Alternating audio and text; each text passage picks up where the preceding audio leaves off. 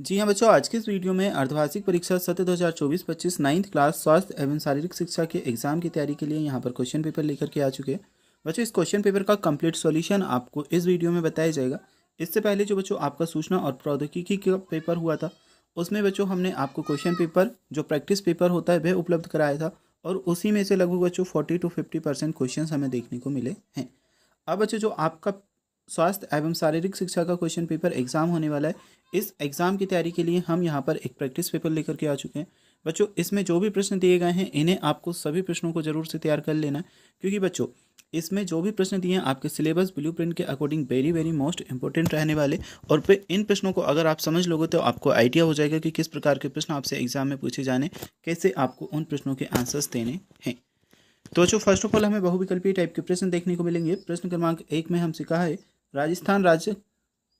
राजस्थान का राज्य खेल कौन सा है। ऑप्शन में बच्चों हमें 4 ऑप्शन दिए हैं: क्रिकेट, टेनिस, हॉकी या फिर बास्केटबॉल।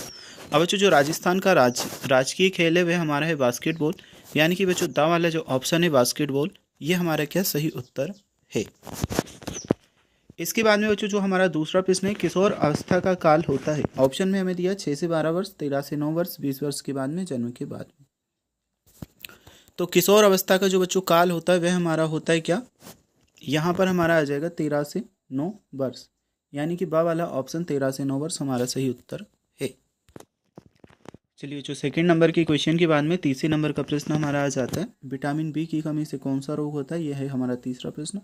ऑप्शन में हमें दिया स्कर्वी, बा ऑप्शन दिया बेरी बेरी, सा ऑप्शन रंदोदी, चा ऑप्शन है चेचक। तो विटामिन बी की कमी से बेरी बेरी नामक रोग होता है, बा वाला ऑप्शन बेरी बेरी जो बच्चों आपको दिया है यह हमारा क्या सही उत्तर आएगा। इसके बाद में फोर्थ नंबर का हमारा क्वेश्चन, आदर्श ट्रैक कितने मीटर का होता है। तो ऑप्शन में हमें दिया है 100 मीटर, 200 मीटर, 400 मीटर या फिर 800 मीटर। बच्चों जो आदर्श ट्रैक होता है 400 मीटर का होता है, सा वाला ऑप्शन आपका 400 मीटर सही उत्तर यहाँ पर आ जाएगा। नीरज चोपड़ा किस खेल से संबंधित हैं। ऑप्शन में हमें दिया है बैडमिंटन, भाला फेंक, वॉलीबॉल और शतरंज। तो जो नीरज चोपड़ा है वह भाला फेंक खेल से संबंधित है, बा वाला ऑप्शन भाला फेंक आपका क्या करेक्ट आंसर है। कबड्डी खेल में कुल कितने खिलाड़ी होते हैं। तो कबड्डी के खेल में टोटल देखिए बच्चों, टोटल तो 12 खिलाड़ी होते हैं। 7 खिलाड़ी जो होते हैं मैट के अंदर होते हैं, और जो बाकी के खिलाड़ी होते हैं उन्हें रिजर्व रखा जाता है। तो टोटल 12 खिलाड़ी होते हैं, ठीक है। टोटल में आपका कुल आ जाएगा 12 खिलाड़ी। समस्त खेलों की जननी किसे कहा गया है।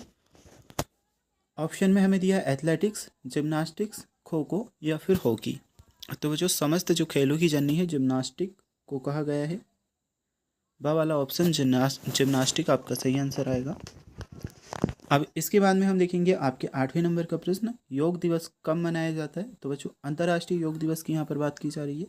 ऑप्शन में आ ऑप्शन है 31 जून, बा ऑप्शन 21 जून, सा ऑप्शन 29 अगस्त और दा ऑप्शन 21 जनवरी दिया है। तो योग दिवस जो होता है 31 जून को मनाया जाता है, बा वाला ऑप्शन 31 जून आपका सही उत्तर आएगा।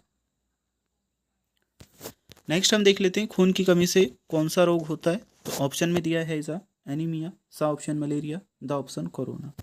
और जो खून की कमी से कौन सा रोग होता है, तो खून की जो कमी होती है इससे एनीमिया नामक रोग होता है, यानी कि बच्चों बा वाला ऑप्शन आपका क्या एनीमिया आपका सही आंसर आएगा। खेल दिवस मनाया जाता है। ऑप्शन में हमें दिया 30 अगस्त, 15 अगस्त, 29 अगस्त या फिर 16 अगस्त। तो जो खेल दिवस 29 अगस्त को मनाया जाता है, सा वाला ऑप्शन 29 अगस्त आपका सही आंसर आएगा।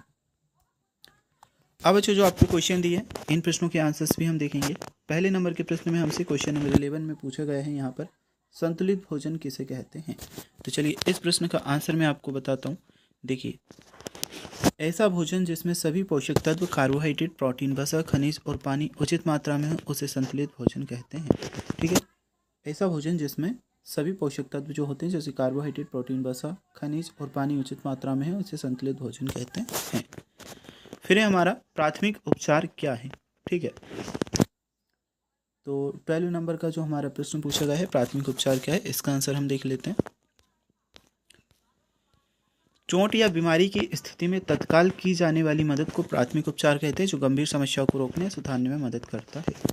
जैसे कि बच्चों आप मैदान में खेल रहे हो, किसी को अगर चोट लग जाती है ना, थोड़ी बहुत चोट लग जाती है, घिसा जाता है, खून आने लगता है, तो उस टाइम पर जो हम प्राथमिक उपचार करते हैं, पट्टी वगैरह लगा देते हैं, एंटीसेप्टिक क्रीम वगैरह लगा देते हैं ना, इसे क्या कहते हैं, प्राथमिक उपचार कहते हैं। इसके बाद में हमारा फ्रैक्चर क्या है। ठीक है, 13वें नंबर के प्रश्न में पूछा गया है यहाँ पर फ्रैक्चर क्या है। तो 13वें नंबर का जो प्रश्न है इसके लिए देखिए बच्चों, फ्रैक्चर हड्डी के टूटने या दरार आने को कहते हैं। ठीक है, हड्डी वगैरह खिसक जाती है, थोड़ी बहुत टूट जाती है या इधर उधर हो जाती है, इसे क्या कहते हैं, फ्रैक्चर कहते हैं।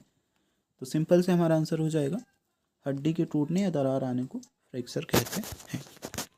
13वें नंबर के प्रश्न के बाद में हमारा प्रश्न है प्रश्न क्रमांक 14, वार्मिंग अप का क्या महत्व है। तो 14वें नंबर के प्रश्न का आंसर हम देख लेते हैं। वार्म अप भी इसे कहते हैं। तो व्यायाम से पहले वार्मिंग अप करने से शरीर का तापमान बढ़ता है, मांसपेशियां लचीली होती हैं और चोट लगने की संभावना कम होती है।